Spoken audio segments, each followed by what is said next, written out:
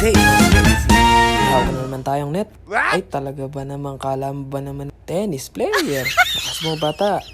Kidding aside, may hiniwalay nga po pala ako kaninang PKBM. At titingnan natin ngayon kung nag-drop na siya.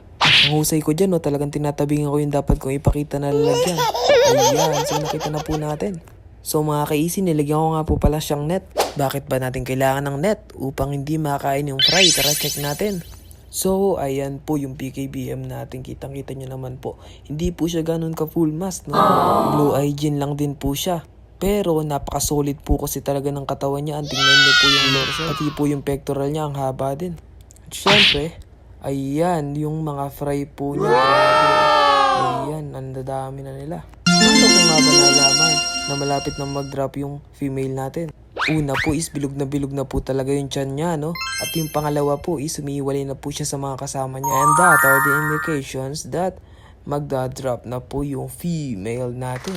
At yun lang naman po yung update natin, no? So yun mga ka-easy, happy fish keeping po sa ating lahat, no? Yung lamang po mga ka-easy, goodbye, fish out!